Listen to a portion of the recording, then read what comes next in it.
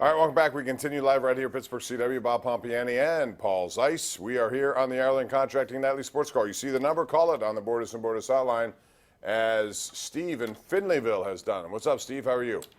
Good evening, Mr. Pompeani, Mr. Zeise. Thanks for taking the call, guys. Sure. Hey, I'm going to set the guy complaining about no Steeler calls right over the roof here.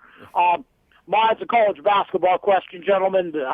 Heard Josh last night talk about Duquesne, Pitt getting the guy to transfer in. Has anybody heard anything on what the Duquesne roster is going to look like? Honestly, I haven't, but then again, I haven't been in college basketball mode. Have you? Well, I read somewhere today Keith Dambrod's really excited about what his team looks like. I mean, they have pretty much everyone back, and I think they brought in. They had a good year last year. And I think they brought. Don't they have some guys that sat out last year? Yes, two. Yeah. So I mean, they've got a team that's. But again, trying to analyze where they are, what they because you got to look at the entire Atlantic 10 to do that, just as you do. Now, they lost a couple of guys that left, but I mean, they were guys that weren't going to figure into it anyway. So. Bill and Mount Oliver, you're next on the sports call. What's up, Bill? Yeah, hey, I was wondering, that relief pitcher comes in around 7th or 8th inning. Kala? Is that his name? Kala. Yeah. What happens with him? He's hurt. I don't know when he's going to be back. He's missed a whole bunch of time, and it's just like. People talk about the Archer trade. Yeah. That trade might be worse than the Archer trade because that guy what is he giving him, 25 innings since he's been here? I think 25 innings. And a lot of them haven't been good. Last All-Star break, whenever, last trading deadline when they picked him up, 25 total innings. They had to shut him down in September. I mean, this guy, I don't know where is he at? All right, here we got a tweet here from Rob Gateway. Rob at KD Pomp at Paul Zeise. He says, if Huntington trades Vasquez, get a huge return with 3 years left on a team-friendly deal. Rob, that's one of the things that they have going for them. It's a contract that every team would love to have, and there are going to be desperate teams looking for closers because it seems like there are still teams, Dodgers being one of them, that don't trust Kenley Jansen right now. So, Paul, if you did get an offer, I guess it would depend on where they are and how much you're getting. But would you make it, let's say we speed ahead here, and you're realistically 6 out of first, 5 out of a wild card at the end of July. What do you do?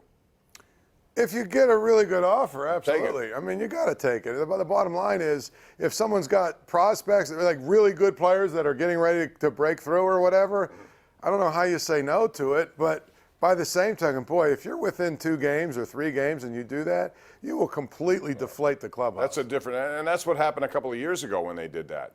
You know, they traded some guys who were like Melanson. Even though the return with Felipe Vasquez was a good return, Melanson, when he left, that affected that clubhouse, I think, negatively. But that's just the way it is in that. Rick in Bloomfield. What's up, Rick? How you doing? Good. Listen, fellas, the Major League Baseball is having a free preview this week on their stations. And, well, I'm on the lowest level of cable because I'm on a very fixed income.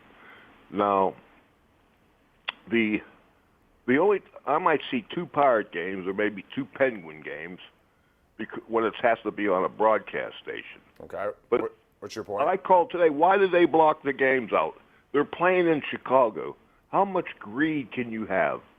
Well, who's blocking what out? It was on locally. It was on Root, I think. On AT&T Sports, right? Yeah, it's Root. AT&T.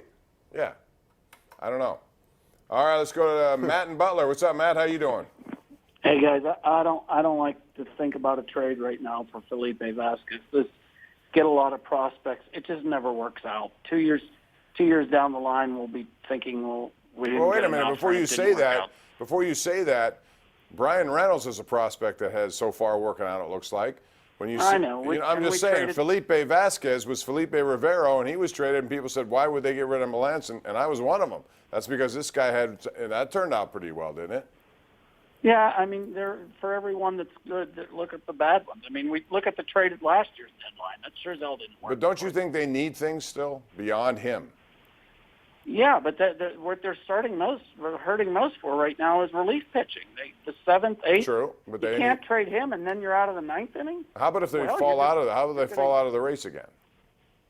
Well, I mean, they're not out of it yet, so right. I'm not going to count them out till they're out. That'll be good radio. They need relief. They need relief pitching. They need 6th, 7th, and 8th inning guys. All right. Kella coming back could help. if he's good, good. which he hasn't really been great since he's been here. And that guy defeated his own argument because the Pirates actually sent prospects the other way for the Archer deal, and they would say it hasn't worked. I mean, Although Meadows is in a slump. Right? you have to. Well, you figure he's a rookie. I mean, it's gonna happen. Brian Reynolds, I bet you, will go in a little slump. I thought he would, but so far he's been slump-proof. The bottom line is, if you think about it, okay, anytime you make a trade, no matter what it is, there's risk. Right. So you got to do it. You can't just be afraid of it. All right, we got less than a minute left in the show, so we started with Marilyn. We're going back to Marilyn, who's turned her TV set down. Hello, Marilyn. Hi, guys. Hello. I just wanted to ask a question that since Matt Cullen just retired, do you think that there's a chance that he'll get into wanting to coach? No. Thanks, Marilyn. I honestly don't. I think he's happy with his life.